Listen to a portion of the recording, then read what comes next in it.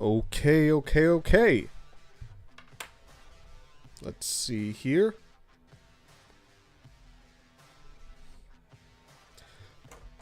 You guys know what to do. Can you guys hear me? Get some W's in the chat if you guys can hear me. Also, I want to see if something can work real quick, because we will talk about it momentarily. But if you guys can hear me, get some W's in the chat.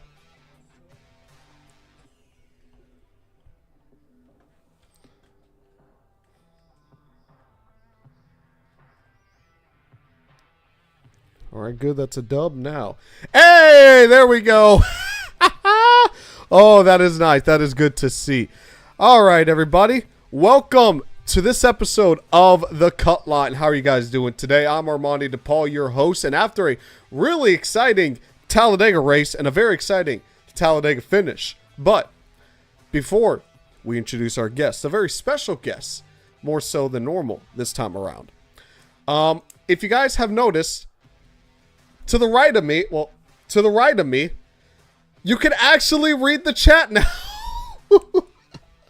So, tweak some things out with the show, because, you know, I got a couple comments saying, you know, oh, hey, what's up with the chat box, this and that. Well, listen to you guys. You know, we're all fans here at the end of the day. We want to give you guys the best experience on this show. So, finally, added a chat box that is actually normal. So, just want to say that for the out there. And if you guys haven't noticed, tell you what, we got a new transition as well. I know I'm going on a little bit of a tangent, but just the little things that I want, you know, to help spice up the experience on the show.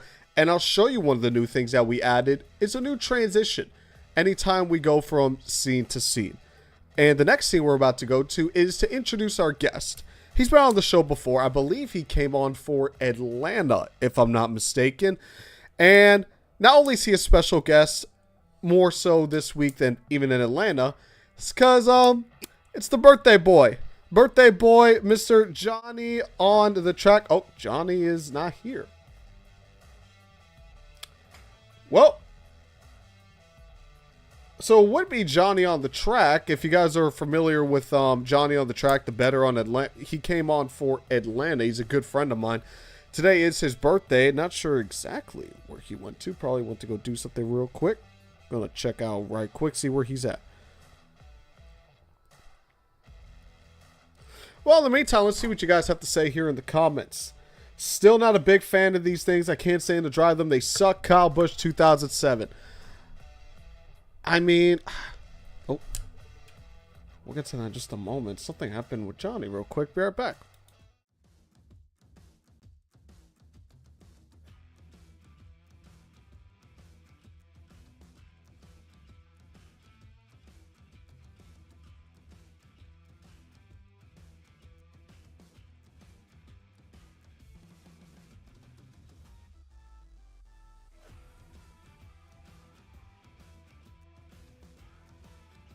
Okay, I'm here. Okay, here we are. Finally, you're here. I was about to say, like, you were here earlier, like, then you just disappeared. I can't see myself though. Am I not? I mean, you're good. I mean, look, we can see you on the screen. All Can right, you guys good. Can you guys can you guys hear Johnny? Can we get W's in the chat if you guys can hear Johnny? I can hear him. Want to make sure you guys can hear him.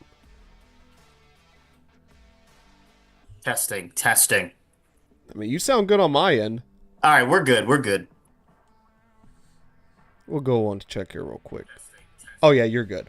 All right, sweet. Thank you. Well, thanks for having me. I made it. I did hear your intro. I am the birthday boy, but holy smokes, I am a broken man. I'm a diehard Priest fan. For some reason. He's a New England guy. That was gut-wrenching. That was heartbreaking. That was $25 to win a grand. Oh my gosh. That was brutal. Now, I did win some money because I had a big bet on Ford, but didn't place outright on Cindric. He just, to me, like, he hasn't been a closer on these races. So, good for him. Happy he won. Like, he deserves a win at a super speedway since his, like, Daytona win, but oh man, he got freaking so lucky that some dumb lap cars who stink gave him a draft at the end. That's what it was. Yes, Rage and Knuckles. Johnny on the track has the same birthday as Austin Dillon. I do. Oh, and it's funny too because I got my boy. He's actually right next to me. He's a Cindric fan, so that I like man was Cindric. losing his mind right now. And we won't put him on the cam or the mic, but yep, he's a happy man right now. He's a happy man. Look, I like Cindric. I like Cindric a lot. I think he's finally coming into his own. This is back-to-back years being in the playoffs, so good for him. He's had some solid runs. I like Cindric a lot, but I like Priest a heck of a lot more than Cindric. Absolutely. We'll get to Cindric later. We'll get to Cindric later on in just a moment. But we got a lot to talk about, a couple aboves, a couple belows, but let's just jump straight into it. I want to start off with Saturday. So as you see here, I got the Xfinity top 10 results right here because I want to talk about the Xfinity Series race as a whole. Now, we'll get to the race weekend rankings later on in the episode, exactly where I have each of these races ranked. If you guys don't know, if you guys are new here, race weekend rankings, I take every race throughout the week and then I rank them on a tier list, including the whole 2025 season. Safe to say the Xfinity Series race was going to be tough to challenge for the Cup Series because I thought the race was phenomenal. I thought it was a great race pretty much from start to finish. And I think the best way to describe the Xfinity Series race is action-packed. It was action-packed throughout the entire race. I mean, the first two stages especially, no one was stopping. The drivers were always on the edge. They were racing nonstop, not taking any breaks. You know, typically you'll see with the Cup guys, you know, they'll take half the stage to save fuel, to relax themselves. 4 wide is relaxing, but you know what I mean. Like, they take their time. For the first 2 stages of the Xfinity race, we didn't have that. Now, I think that's mostly due to the fact that the stages were relatively short. There were only 25 laps each for stage 1 and stage 2. So there wasn't really an opportunity to slow the pace down. If you wanted spots, you had to make up spots now. And I really do think that was what happened. You know, that's why you had so much action throughout the first 2 stages. On top of that, stage 3, I thought was a perfect blend. It was a perfect blend of strategy with your fuel, as well as having that action-packed, you know, on-track product that we had in stages 1 and 2. Because I believe the race was 113 laps long, so it was a 63-lap dash to the finish for stage 3. So you had enough laps to where guys are going to take care of themselves for a little bit. You know, they want to save some fuel, but then they could go back to pushing it at the end. That is exactly what I personally like to see. Because, you know, you have guys, we'll get to the Cup Series later on in terms of the fuel saving and like the 3-4 wide is a real racing. We'll get to that later on. But you're always going to have, you're never going to have full on side by side beating and banging for 113, 188 laps. That's just not going to happen. With how long these races are, guys need to make it to the finish at the end of the day. If they went hard all the time, like folks, they weren't doing that in 2004. They weren't doing that in 2019. So this idea of back in the day, they were racing hard for every single lap is just wrong. So anyone who thinks that, get that out of your head. But my favorite part about this race, there were no big ones. I really appreciate Talladega, Daytona, super speedway races in general, where we don't have big ones, because we really just get to see the action unfold. Like, folks, let's be honest here. Yeah, a big crash is a spectacle. It's nice. But then do you really want to see 5 to 8 cars finishing the race? I mean, we had that for the 2022 Daytona Summer Race. I was there, and the end of that race was, It's like, okay, we got our big crash, but for what? A terrible finish? We complain when they go yellow, which we'll get to that in just a moment, but we complain when they finish under yellow. I think finishing the race with only 5 cars that are even drivable is even worse. So, overall, I thought the Xfinity Series race was a very good race. It really set the benchmark, in my opinion, for what this race should look like. You see here on this list, Austin Hill, Jeb Burton, Jesse Love, Justin Allgaier. You see guys like, like even Matt DiBenedetto to an extent. I know super speedway racing isn't the most pure form of racing. You know, it's more of a lottery more times than not.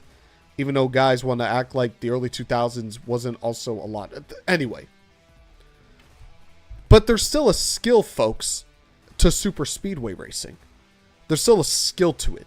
I mean, it's not a coincidence, guys, that who's always up at the front of these races? Austin Hill. Jeb Burton. He's won twice here. Jesse Love has a win here. Justin Allgaier. These guys are always up front for specific reasons like this because they're just good at this style of racing. Like a couple years ago, I stopped seeing plate racing as just, oh, it's a gimmick, and more just a different style of racing. Just like short track racing is a different style, like mile and a half racing, dirt racing. It's all different racing. Yeah, plate racing is a little more random, but there's a reason the Austin Hills, the Jeb Burtons, the Jesse Loves, back in the day, the Dale Juniors, the Tony Stewarts, you name it. There's a reason those guys are more up front than not. So I thought the Xfinity Series race, if I would say above or below the cut line, I would say it's above the cut line with ease. But it's not just my opinion that matters. It's also Johnny's opinion. Johnny, what do you think of the Xfinity Series race? I don't know if you got a chance to watch it, if you went back and looked at some highlights. Okay, perfect. So what did you think of the Xfinity Series race as a whole? Am I hitting the mark? Am I crazy? What are your thoughts? Great race. The Xfinity Series super speedways are really starting to remind me of like classic plate racing, where as good at, like, it really comes down to cars and drivers. At Xfinity Series super speedway racing, trucks I feel like is sort of like that too, but I just feel like, you know, we don't even get to see that many plate races with the truck race or the truck series. I feel like they only race like 3-4 times a year on plate races. But Xfinity, man, yeah, it's good stuff. I mean, it's the same, you know, 5-6 names that are always up there, quite frankly, right? Austin Hill, Jesse Love, those two RCR cars are always there. You mentioned Matt DiBenedetto, right? He's solid. He's won at Talladega in the truck series. He was always good at super speedways in the Cup series. Jeb Burton, you mentioned, right? He's won twice. Allgaier is always in the mix at the end. I know he's never really won one, but he's always in the mix, always finishes cleanly. It's really, again, it feels kind of old school of driver and car. Because you have a guy like Austin Hill who can finesse his way easily through traffic, find ways to pass, work with his teammates, have confidence, be aggressive, and not like be Stenhouse aggressive, like be aggressive to actually make moves and successfully make moves. And so, yeah, I've loved what I've seen from a lot of these Xfinity Series races, and that's even with, you know, the same 2-3 guys that seem to win them like every year, which at this point is Jesse Love and Austin Hill. They just find ways to get it done. But even Harrison Burton was up like in the mix a good amount of time yesterday, and again, like he's won at Daytona. He always showed some speed and strength in the Cup Series at super speedway races, so it's entertaining. So I would say, yeah, well above the cut line. I think it's, you know, overall from a racing standpoint, the best racing series we have of the three, and super speedways are right there in that whole, you know, bucket of the racing in the Xfinity Series, in my opinion. Got a couple comments here. A couple from Javier. I apologize if I mispronounced your name, last name. Ekadvria. I apologize. Ford doesn't deserve to win on a drafting track. Oh my goodness. We'll get to some of the reactions later on from the Daily Downforce Discord, because y'all were wild in the Discord last night after the Austin Hill win. Cindric and Priest are both now disqualified for their roles in the fixed race because Fords are cheating the blocking methods. We'll get to the Cup race later on, but did you not watch my guy, my man, Javier, my man? First of all, thank you for watching. Don't worry about my again. You know, I appreciate you, man. But did you not see Toyota just doing almost the exact same thing during the Cup race? Oh, and JJR for life, always a supporter of the show. RCR can rival early 2000s DEI. They just can't lose on drafting tracks. I believe they've won every drafting track race in the Xfinity Series this year so far. I believe so, yeah, because Love won Daytona and Hill won Atlanta and Talladega. Yeah. Couple more comments here. Good to see Matty D, Alfredo, and Perkins getting good runs. They currently have some of the worst average finishes right now. Great turnaround. Absolutely. I mean, it's always good to see the small team. I mean, I get why people say it's random because, I get why people say it's random because you got smaller teams like this. Like Matt DiBenedetto's not finishing top 5 on a regular basis. Anthony Alfredo's not finishing top 5 on a top 10. Blaine Perkins. These guys aren't finishing top 10 on a normal basis. But, I mean, for what? 4-6 times out of the year when we have 33, 36 races? That's a 6 of the schedule. Yes, it means more because that can lock up a playoff berth. But overall, I'm fine with it. And again, there's a skill to it. So, got some other ones here. Javier, yep, I saw it. I know you did, my man. I'm just messing with you. It's nothing. Shout out to you, my man. Regular guest on the show, of course. Corey, shout out to you, my man. And shout out to you for helping me with Streamlabs as well. No wreck to the line. No priest flip. No. Oh, wait. John Hunter Nemechek spun. Fairly normal take a race. That's some good stuff right there. All right. Let's move on to the Jesse Love. Oh, that is... Here we go. A little spoiler for it later on in the show.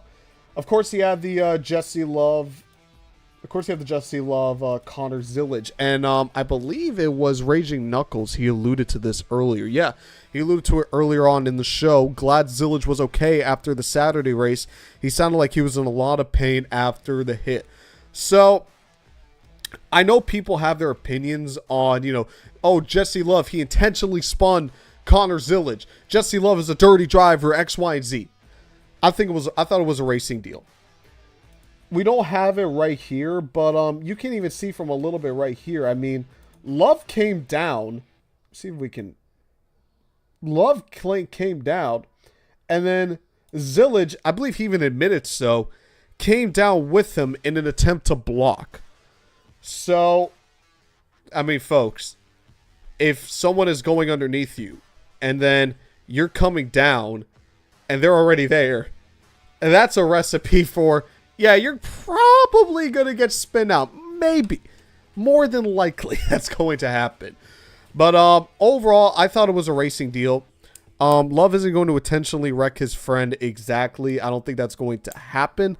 But especially because that was funny. Like, talk about Jesse Love, like, oh, he's breaking the bro code. And Zillage and Love had like a little spat on Twitter about it, a couple hours ago, and it was hilarious. I even put a poll, probably if I can find it, I'll show it up from the Daily Downforce Discord, basically saying what's more important or what's better, the bro code or team/manufacturer orders. I'll show it in the Discord later on. But the big thing everybody was trying to pay attention to was, should this have been a yellow? Because after Zillage wrecked here, they threw the caution. I saw a lot of mixed bags on whether that should have been a yellow, they should have let him go green. I saw a lot of mixed opinions. And I kind of went back and forth on this. So before, I would already have predetermined what's above and what's below the cut line. I tend not to do that nowadays because even as I talk about it, I might change my opinion and, well, maybe that's not above, maybe that's more below, or vice versa. This is really one of those instances as well. But the more I think about it, I'm going to say it's going to be below the cut line because I don't think we also have all the details. I want to put that caveat. I'm going to put an asterisk on this below or above the cut line. What do I mean by I don't think we have all of the, answers. So, yeah, when the accident happened, it was a single car accident.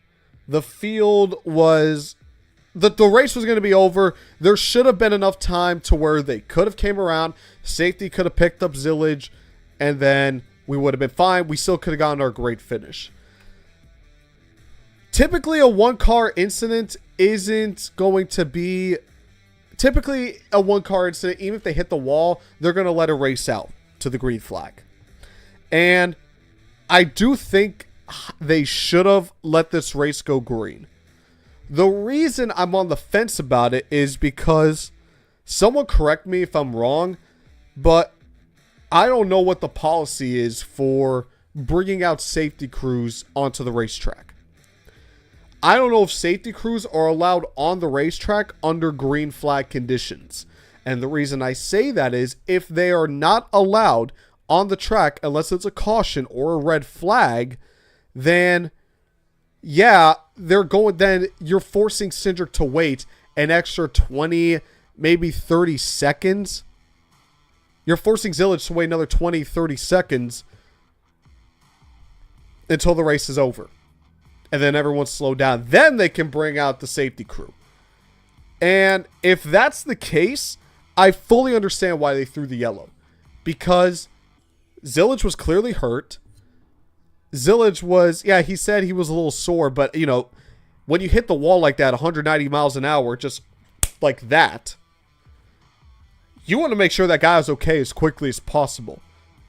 And if the policy is you cannot bring safety equipment out until it's a yellow flag or the race is over, then I would put this above the cut line. But because we don't have those answers, I have to put it below the cut line. In addition to why I had to put it below the cut line is obviously due to the fact that we were robbed of a great finish. It looked like it was going to come down between Jesse Love, Connor Zillage, Austin Hill, Jeb Burr. It looked like we were going to have a phenomenal finish. And unfortunately, we didn't get that. And it turned the finish from potentially great to controversial. Because you had Jeb Burton coming out there saying that we 100% won the race. And yeah, I'm just going to go a little bit off an off tangent. Jeb Burton has every right to be emotional. You know, he's right. Jordan Anderson Racing typically doesn't get a lot of chances to win races, at least not compared to RCR, not compared to Junior Motorsports. So he has every right to be upset and emotional. And even on top of that, if he believes that they won that race and he said they're going to protest, I fully support them doing that because these things aren't easy to win. That win could have been the final win of his career. That could have been his last chance to ever win a race. So you 100% do everything you can. Now, they declared the race official. Austin Hill was the official winner, so clearly it didn't work. Maybe we'll see something on Wednesday or Tuesday whenever they do the penalty report. But I do want to say about the whole Jeb Burr thing. Again, a little bit on a tangent. I do find it kind of funny, Jeb Burton basically saying all that when A, he nearly caused 3 wrecks and actually did cause a wreck earlier in the race. So that's number one. So the guy who was really a maniac on the racetrack all race long and then is complaining like crazy, like, oh, we were robbed. I do find that a little bit interesting to say the least. And you know, you might say, oh, this angle looked like Jeb Burr was up front. This angle looked like it was Austin Hill. Well, first of all, the CW just didn't have good angles, period. So it was really, really hard to tell. And I imagine that NASCAR Race Control, they have different camera angles throughout that the CW doesn't, even though it is NASCAR Productions, but, you know, Race Control Productions, still different divisions. So I imagine that they were all relatively different, and I'm pretty sure Race Control had different, you know, more concrete angles to really figure out that Austin Hill was the winner. But overall, I do have to put this below the cut line just because it turned something phenomenal into something rather controversial. Let's bring Johnny in here. Johnny, what do you think? It's a tough one because you say single car spin, single car caution, but that was a rough lick. That was a rough lick. And, you know, as safe as we know a lot of these cars are, it's still an Xfinity Series car, and I feel like we really haven't seen. We've seen that a lot in Cup. Some of those big impact, like just 150 miles, 170 miles straight into the wall like that. But I feel like we haven't seen one with an Xfinity car in a while. So honestly, when I saw that lick today, or yesterday rather, I was like, holy smokes, like, wow. And again, it got me right away. I was like, I haven't seen an Xfinity car hit the wall like that at a super speedway in a while. I feel like it just doesn't happen as much as it does in the Cup Series. So it's borderline. I agree with you. I mean, it definitely like hindered the end of a race that we had to see like basically three wide decided by like a caution light, stoppage yellow and them trying to find the exact line. Like that's annoying to me. But I agree with our good friend NASCAR opinion that they needed to throw that caution. I get it. It's a single car spin, and we should not be throwing cautions for single car spins. But that was a single car like obliteration. So I'm okay with the caution call. I am just frustrated that again, like the scoring comes down to, when the caution light came on. It's all subjective, right? Like the caution light could have came on a second earlier and Jeb Burton wins the race. A second later, maybe Jesse Love wins the race. So it's that's the annoying part. It's really just up to when the guy goes like this and somebody presses the light. Like that guy decided the winner of the race, you know? I mean, yeah, but I mean, like, even in the comments here, JGR for life. Duke had a major concussion. We're discussing if a race should stay green. I mean, yeah. The problem, yeah, I get what you're saying. Again, typically single car spins, you don't throw the caution more times than not. But again, like, you're right. Could have had a concussion. We don't know. Like, I think actually one of the comments here even said it. If I can find it. One of the comments actually did mention, yeah, EMS shouldn't be allowed on an active racetrack, in my opinion. They're now race car drivers. Exactly. I mean, we don't know. I mean, you really want to try to put, safety EMS on the track. Yeah, they're far away, but do you still want to take that risk more times than not? And we preach consistency with NASCAR. This is consistent. It would be consistent because I guarantee you, if that was a couple laps, beforehand, everyone would be losing their minds about, well, why is there safety cars onto the racetrack? Yeah, and I mean, look, right, Armand, like if that wreck happens 3 laps before the last lap, I mean, they're throwing the caution. Oh, They yeah, have easily. to, right? So, like they wouldn't let that continue. They're not letting that continue to go green, right? So, that's a consistency aspect, in my opinion. If you're gonna call it with 3 laps to go, call it with 1 lap to go. Yes. Now, if he spins and lightly brushes the wall, I don't know. I mean, I'd have to see. I would tend to lean that you let that go green. But I think again, if that happens with 3 laps to go, there's no discussion and concern. Like that's a caution, and the safety crews then Oh, cars are slowing 100%. down. They're coming on the track. 100%. I'm trying to see if I can find, let's go over here. So here's the Daily Downforce Discord. I'm trying to find here exactly where oh, this is the chat one. We did this under race reactions. So typically during the race, of course, we have race reactions right here. It's where we do a lot of the chit chat. Dang, they've been talking for a long time here. I'm not active there, honestly, too much on Sundays. I do need to be there a little more just because I have people over for the race. But I want to see exactly, remember what I told you guys about in terms of the poll. We're going to do a little bit of a scroll here. Woo-wee. Y'all were active during the race today. I think you got this was more active than the Xfinity Series race yesterday. But let's see if we could find it right here. You know what? We'll go for it later on. I mean, post it later on. But yeah, I mean, you see even me here saying there's still 4 wide is still crazy. And let's just keep going here. We're going to find it eventually. I did see scrolling through the chat. Shout out JGR for life. JGR for life agreed with me. Any other lap, that's caution. So Exactly. shout out JGR for life. 100%. Even though I don't agree with that statement. All right, here we go. JGR for life today. So here we go. I've been doing this a lot recently on like the Discord and the on my Twitter. Basically doing these polls saying, it's kind of a knockoff of Jeff Gluck's Was It a Good Race poll, but of course with my cut line twist to it. Above the cut line means it was good, below the cut line means it was bad. A couple guys voted, and yeah, 60-40. I'm pretty sure it was like this, mostly just due to the fact that the race was, how it ended. But I did have another poll before then, and trying to find it. Yeah, there was. I'm debating if I want to put the reactions, but let's just say some of y'all on the Discord were wild. Yeah, some of y'all were wild yesterday in terms of your reactions to the race and Jesse Love and Austin Hill. Some of y'all just needed to calm down. I'm gonna be honest. I promise we are going to find this. You know, sometimes I'll be honest, I underestimate how much the Daily Downforce Discord is active.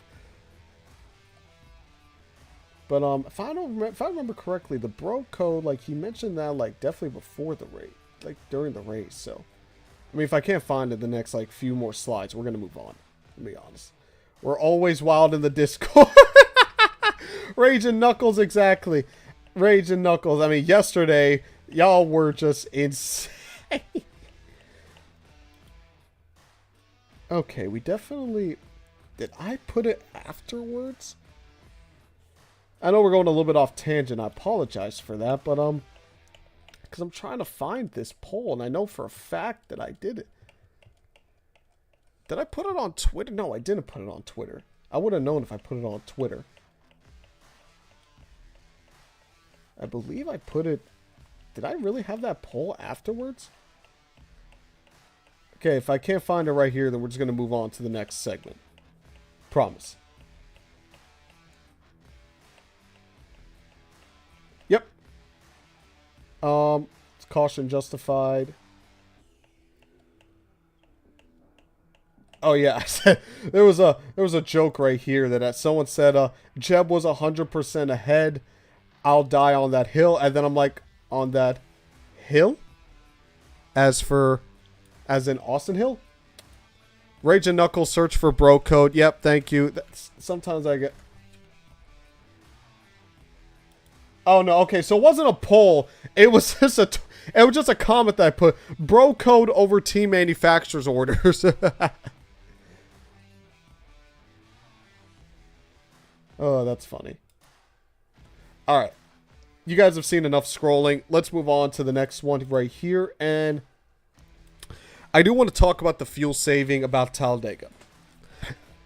Here's the problem. And before I even start talking about fuel saving and the 3 wide and the 4 wide and you name it, we need to get something clear out the way. Anyone who tries to say that this isn't pure racing at Daytona Talladega, first of all, super speedway racing is inherently a gimmick. You're inherently putting all the cars in a pack. Yes, it's for safety, but it is a gimmick nonetheless. This is not how cars naturally perform. At least not NASCARs. So, super speedway racing, plate racing is a gimmick off the bat. So, anyone who's trying to act like it's not real racing or this and that, please stop. I'm just gonna just stop. You look like an idiot. I'm just gonna tell you that right now. But back to the fuel saving. Yes, here's the thing. Ricky Stenhouse even said this during the weekend, where he said that this is basically a new form of going single file. You know, the single file train all the way on top of the track. But the thing is, I don't think this is ever going to go away now. And the reason I say that is because even if we had the old Gen 6 package, they just go back to single file. Or even if they have a new package with the next gen, the fact that the teams know they can do this and basically click off laps and to save a lot of fuel, it doesn't matter what package it is. They're going to do it. They're going to do this no matter what. It doesn't matter if it's the next gen. It doesn't matter if it's the COT, the Gen 6, 550, you name it. They are going to do this now. Probably for a long time because it's an effective strategy. At the end of the day, folks, this is a strategy call. Now, the problem is when they're single file, they're choosing to be single file. They're doing this more or less because they really don't have a choice. I mean, think about it. We even saw it with the... See if I can pull it up right here. You see here with the finish. Watch him. See that? You see with the finish right here between Austin Cindric and Ryan Preece. I'll get to Cindric more later on, but I mean, you see no really any real movement throughout the pack because they can't. The car doesn't allow them to make those moves they can make with the Gen 5, with the Gen 6. The Gen 7 doesn't allow that. So that is the big concern, is that with the old cars, you could go single file and you could still make your way through the field. They chose to be single file. You don't have a choice with the next gen. It's either you fuel save or you gridlock. Or you just go fast when everyone's fuel saving. That is the problem. I'll tell you what I think about the race as a whole. We get onto the race weekend rankings, but that's the problem. We need to get back to the Gen 6 at least, where you could make moves and fuel. You had your options where you can fuel save and you can make moves. Not the only way I can make moves is by fuel saving, because if I actually try, I'm not going to get anywhere. That is the big problem. And that's why, don't get me wrong, 4 wide is insane. I don't care who you are. 4 wide, no matter if they're fuel saving, they're half throttle, is wild. This is still wild. But I still have to put it below the cut line. Because they're not really trying, if you will. It'd be different if they were trying. But they're not. That's why I have to put this below the cut line, unfortunately. But it's not just my opinion, like I always say. It's also our guest's opinion. Johnny, what do you think? Yeah, I'm with you. I'm with you. I put it below the cut line because it is just they're just riding around close together. I think you mentioned it, right? Like it's not the I haven't seen people like blaming the car for this. But it is just a product of, how we race in 2025 and with the next gen car. But it's a strategy call, right? And that's the bottom line with it. I think maybe what would help this possibly is, eliminating stages, because then I think maybe you don't really know. You basically just have a number, and there's no strategy around like we're gonna go here because this splits us in half, or we're going to. I mean, they still might, right? Like just run as far as they possibly can. But I think if you eliminate the stages, it does make things a little bit different. But you add right, fuel saving, and then on top of that, like team orders, right, with this whole manufacturer crap that I can't stand. So that adds to it too, right? Like, oh, the Fords are pitting this time. And they have to, right? Like you have to, and that kind of adds that kind of lame aspect of things of like, well, I just got to do what I'm being told, essentially. And it really doesn't even always come from the crew chief. That's coming from more of a Ford aspect and a larger, manufacturer aspect. So you couple those things together, I put it all below the cut line, because in my opinion, if we did see them just racing all out, essentially, we see the end of stage 1, which was incredible. Those last, 4 laps.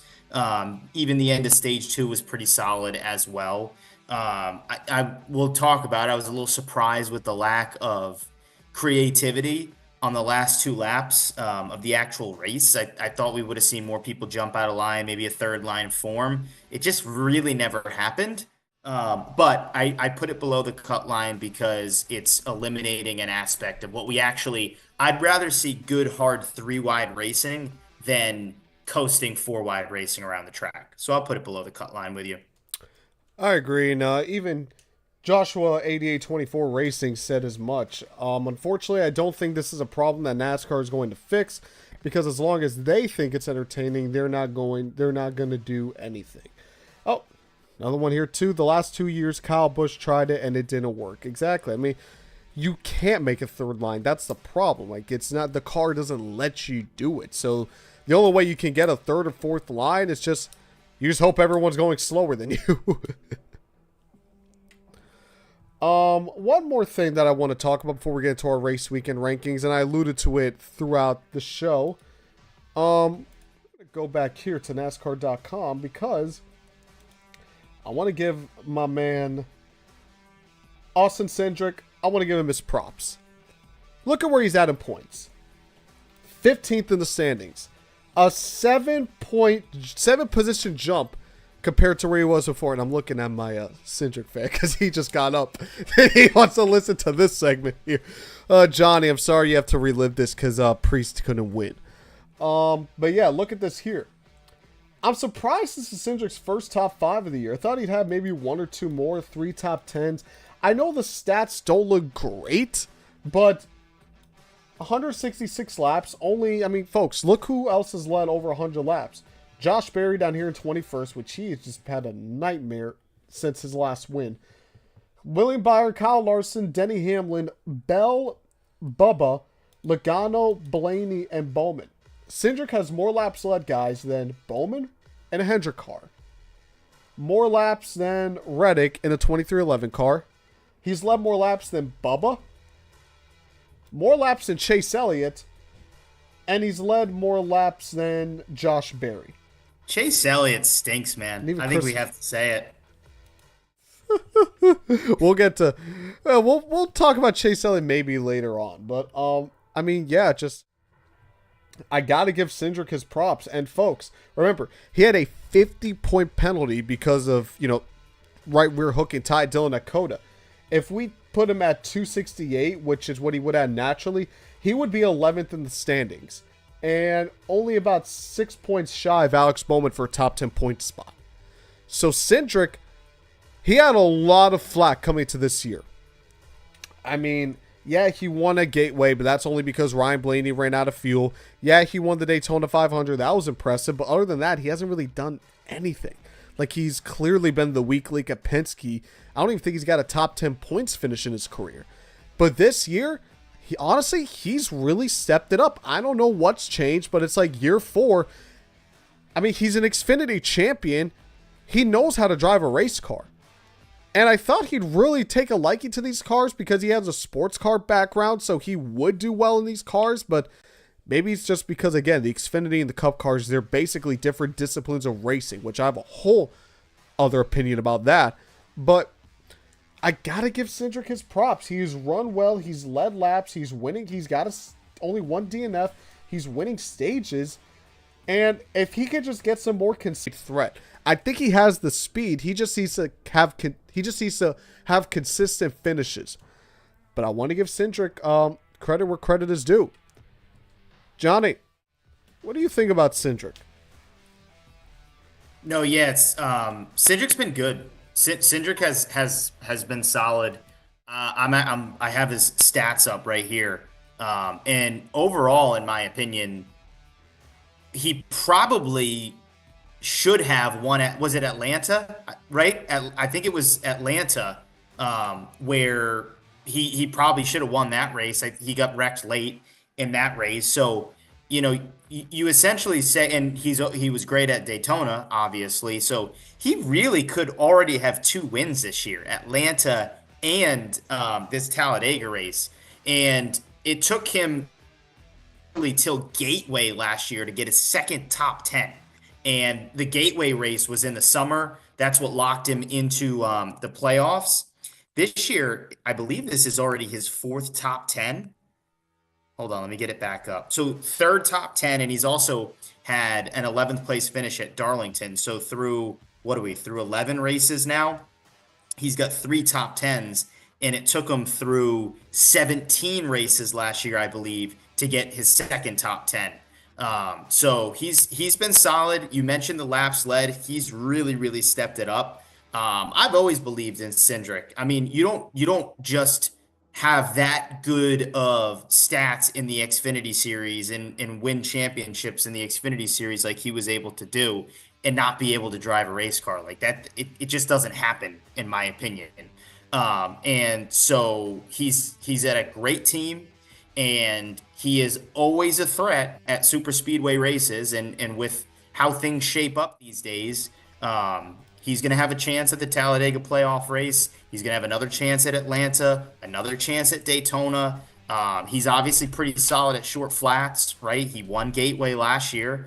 I see a world where he can run top 5 there again. So, short flats are essentially four of the first like six playoff Yeah, races they are make up a short lot of the flats. playoff schedule. So yeah, I mean they have New Hampshire's there. I think Richmond is late in the season as well. But anyway, I say all that to say, yeah, I mean he definitely can be a round of eight threat. His buddies have won the championships the last 3 years. So is it really that different his car than Blaney's and Logano's? Yeah, he's still the third wheel to me. But overall, like you got to put some respect on his name because now, I mean, he's won races in back-to-back years, Yeah. and not many people can say that at this point in the Cup Series. To be honest with you, No, it's crazy. A couple stats. Number one, he's the first Penske driver to win this year. Blaney and Logano still have it. Number two, he's only had a 1 in 4 full-time seasons. He only has one winless season his sophomore year. you're right. You're right, and like I've said this a lot of times in racing. I remember like early on, Will and I used to talk about this. There's always a fourth wheel or a third wheel at any organization. At any organization, from JGR to Hendrick, to even at Roush back in the day, like there was always like a step down, right? So you're always gonna have a guy that isn't as good as the top dog at some of these places. Heck, I mean, look at Bowman, look at even Chase Elliott at this point, right? So there's always going to be that like lower tier at the top organization. But to echo your point, I mean, in 4 years, he's won a race 3 of those years. So it's not like the guy doesn't win. Like he can win. Like he's shown it now. Three out of 4 seasons in Cup that he's been able to win a race. Sure, he got lucky last year, but I mean, even last year, like he was in positions to win super speedways, and already, as I mentioned, he should have 2 wins. Like he should have 2 wins, and yeah, I mean, I've always thought Cindric is a really, really talented race car driver. He can do it at a lot of different places. We've seen how good he can be at road courses. We know he's a super speedway ace. It's just improvement on some of those other types of tracks. And we've kind of seen it. We've kind of seen it late last year and early this year. Absolutely. JGR for life. Without stage points, he'd be mid-20s in the standings. Well, first of all, we've had stage racing for almost a decade now, so I'd hope so. I mean, can't really say that. That's like saying without the playoffs, Jeff Gordon would be a 7-time champion. It just is what it is. But on top of that, stage points, you can argue that's even more impressive for Cindric because that's showing he's running good throughout the whole race. He just can't finish, but he's running where he needs to. Yeah, that's because remember, when stage racing came out, one of the goals for stage racing was to reward guys who were good throughout the entire race. I mean, remember, Harvick in 2017 Atlanta swept the first 2 stages in the first mile and a half stage race. Speeding penalty, finished 9th, but he still got rewarded for running so well. Cindric is getting rewarded for running well.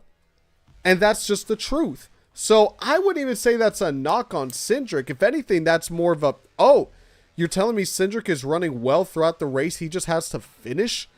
That's a little scary to think about. The fact that all he has to do is just, well, I say all he has to do, that's the hardest part to do. But if he could just put some races, actually finish where he's running, he's going to be a problem in the future.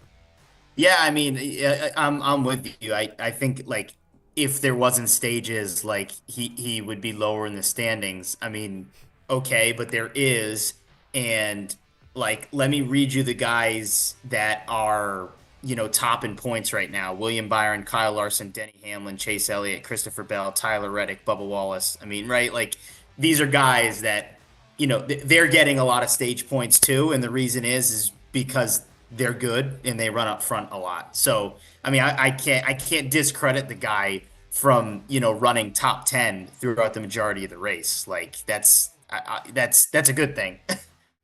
I'll tell you what, I'm looking at the standings right now. I mean, Joey Logano, I mean, he's 8th in the points, but people might think he has a terrible year. But again, Logano's had speed throughout the races. He just can't finish. But again, just because you can't finish a race, that doesn't cripple you.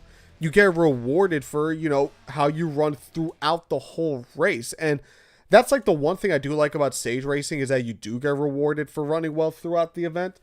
And I mean, yeah, guys like Logano, even Bubba Wallace to an extent. Bubba only has 2 top 5s and 4 top 10s, but he's still 7th in points. I mean, Blaney's had 4, DNFs left and right. And he's still getting results because, again, he's running well.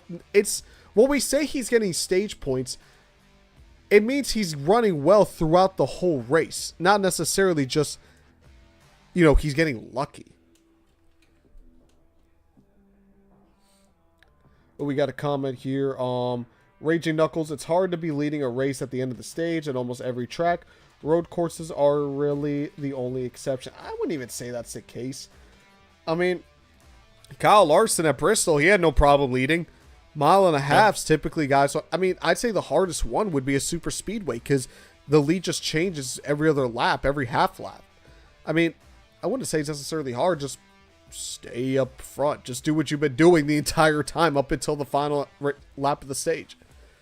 Here's one more point I want to make about Cindric, which again shows you why I think he's taking a step and like deserving of the praise we're giving him, is because the past 2 years, 3 years really, we've said time and time again, like, oh, Brad Keselowski's due. Brad Keselowski's due. He's always running up front. He's always running up front. He hasn't got it done. Like, he has not got it done. And, how about Kyle Busch, too? Like, add Kyle Busch to that list of names of, like, man, he's right there. He's right there. He's right there. He hasn't got it done. Like, Cindric now in my opinion, has put himself in the positions, and he got the win today. He obviously won the Daytona 500. Like, he's now proving that he can run up front and get a win. And that's why, like, obviously Stenhouse too is one of those guys where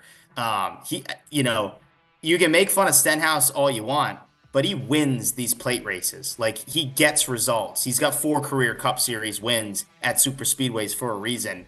And so credit to Cindric. Like, now he's putting himself in the positions and, like, man, he's due. And finally, right, he clicks. Whereas, like, Brad Keselowski, like, he's due, and then he wrecks, and he's due, he makes a stupid decision. Yeah. He's due, he loses it at the line. Like, I mean, at some point, we have to basically say, like, all right, who's going to get the results? Like, that's the bottom line. JJR for life, sorry I missed out on this one. Is Blaney going to pull a Tony Stewart 2011? Suck in the first half of the season and consistent in the second half. Blaney has speed. He's been the fastest Penske car. He just, again, doesn't get the finishes. Something always happens. So hopefully that 12 team can finally get it together. But we put it off long enough. It's time. You guys already know what's coming up next. It is our race weekend rankings. So only 2 races to go over this week, the Xfinity and the Cup race. And I'll keep it short. I won't suspend it. Cup Series, I'm putting it number 2 on the list. I thought the race was good. It's one of the best super speedway races we've had in the next gen era, but there's still a lot of flaws with the car. It's still, I mean, again, 4 wide, it's eye appealing, but it's eye candy. We know why they're really 4 wide, because they're fuel saving. If they really wanted to go 4 wide, they probably couldn't. But 4 wide is still 4 wide nonetheless, and you can't really you can't complain about 4 wide. I'm just going to say that right now. I think the finish, because you knew you couldn't really make a third line, it was kind of mundane. It's like, okay, who's going to get ahead? Cindric, Priest at the time. And Cindric got that draft off of the lap cars, and that gave him the win. So, but I still think there was still some positive. The strategy, which pack is going to get out on front, which manufacturer is going to get up front. And there was a good amount of action throughout the field. Again, even though they're 4 wide, you're still wondering, are these guys going to wreck? Are they going to be able to hold on? So I'm putting the race at number 2, and I really think that the Xfinity race, clear, not even close, number 1. Goes number 1 this weekend. JJR for life, did you watch ARCA? Oh, you're right. I typically do put the ARCA race here. I almost forgot about that. Even so, I'd still probably put it in third, like the bronze tier for like 3rd place, because I didn't get to watch the race. I knew Cletus, he was having a good run. I think he finished top 10. That Isabella girl, she finished third. Good run for her. But I didn't really get to see the race throughout. So I probably still would have put it in the last tier. But I mean, going back to the Xfinity race, I thought it was phenomenal. Again, I'll just briefly say what I said in the beginning of Above the Cut Line. Close racing. Action-packed racing. You have the strategy element mixed in there. Yeah, the finish left a sour taste in my mouth, but typically I'm a guy who, if the majority of the race is good, I can forgive a bad finish. So this applies here too, so I'm putting the Xfinity Series race at number 1. If you guys want to follow along as well, go on to our Talladega Race Weekend Rankings tier list maker. The link is in the description. Tag us on social media at Daily Downforce and me as well at Armani DePaul. Tell me your Talladega Race Weekend rankings. Moving on to our season whole 2025 rankings. Here's the list we got so far. Again, I didn't get to watch ARCA, so I'm not even going to say imagine this would have been here because I can't tell you where it would be because, again, I didn't get to watch. But I'll make this quick. We only had 2 races. I'll put the Talladega race. I'll put it above the Cookout 400. That was Darlington. I'll put it at C tier. Again, I thought there was exciting. There were, definitely some moments, but, I think it's better than the Cookout. Cookout I should probably put below because typically I reserve D and F tier for just egregious. And the fact that Byron led all those laps solely because of clean air, in my opinion, is pretty egregious. So I'm probably going to end up moving this race because it does kind of break my rules. I'm putting the Cookout 400, I'm be honest, guys, all the way at the end of C tier. Again, my rule of thumb is, the Cookout 400 is Darlington. Guys, the Cookout 400 Darlington or is that Martinsville? Let me know. But either way, even if it was, still going to put this at the back. And if not, we'll put it back where it belongs. And the Talladega race for Xfinity, I'm going to be honest, I thought it was great. It was one of the best plate races I've seen in a while. I'm going to put it, thank you JGR for life, it was Darlington. I'm going to put this, I want to put it in A tier. Or do I want to put it at the high end of B? You know what? I think it was the best plate race of the year for really any of the races. So I'm going to put it here. I'm going to put it towards the back end of A tier. Oh, so the Goodyear 400 was Darlington. Okay, so I got it in the right spot. So the Cookout 400 will put back to normal. Cookout was Martinsville. Thank you, JJR for life. And Raging Knuckles as well. So yeah, the Goodyear 400, we got it in the normal spot. But this is what we got so far. I got the Talladega race right here at the back end of A tier. Cup, maybe I got it lower than it should be. But, this isn't a... Typically, C tier is reserved for races we're really not going to remember later on. And to be honest, I already barely remember how half of these races went. And I think Talladega is going to be exactly the same. I might even forget who won the race in the next couple weeks. So here we go. This is the race weekend rankings for the 2025 season. Again, to show me your race weekend rankings with the link in the description and tag us along. Johnny, what do you think? I'm aligned. I think that's the right call. This was Xfinity race was great. I think from start to finish it was entertaining. Again, worthy winner. I think the only thing that took a little bit out of that was that it not ending green or even not ending like at a caution like closer to the finish line. But overall, great race. Again, best car won, and that's kind of it wasn't like Jeb Burton. Yeah, he's upset, but Austin Hill had a better race, had a better car. And Jesse Love was right there as well. So those guys were in it. And a lot of passing made it look cool, right? The ways they can pass and don't have to focus on the fuel savings crap. So good, solid race. And yeah, I think this again, the Cup Series race was just basic. It was solid. I'll remember it for a while because my driver lost by a few inches. But it wasn't anything special. It wasn't terrible. I always give extra points for them finishing cleanly, all the way through the checkered. So love to see that. But, even that like it was basically too wide, essentially too wide at the very end, like just two lanes. And that was that. We didn't get a third lane, try to, cause some havoc. No cool, like Blaney-esque or Hocevar-esque move at the end to spice things up. It was just the basic finish, one-on-one, and Cindric got the best of Priest.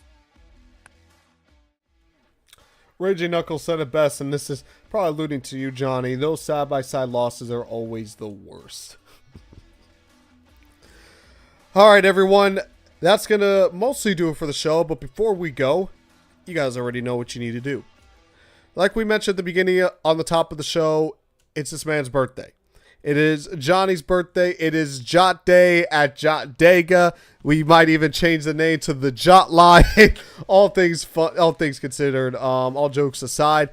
So you guys know what to do here. This is the part where you guys shine the most. You guys see the YouTube link or the YouTube name, and you see the Twitter/X name right underneath Johnny. Go ahead and spam Johnny. Go raid Johnny. You name it. This is Johnny's birthday present. Give him a birthday present with a follow. Before we go, Johnny, just thank you for coming on first of all, and just talk about yourself. Hey, good to be back on. I think I did Daytona. I either did You Daytona did Atlanta. Because Tyler did Atlanta. Okay. Tyler did Yes. Daytona.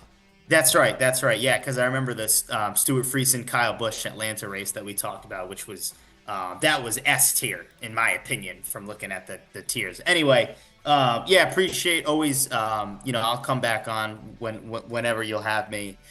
Johnny on the Track at JOTT_podcast on X. Johnny on the Track on YouTube. Johnny on the Track on Action Network. I make a lot of content, some great interviews. On the YouTube channel, we had Mike Massaro, former NASCAR pit reporter, on the channel recently. We've got former NASCAR Xfinity Series driver Ryan Reed coming on the show either next week or the week after that. So excited about that. We'll have a nice interview with Ryan Reed, catch up on what he's doing, talk about a good plate racer. Ryan Reed's a heck of a plate track racer. I see you moving up.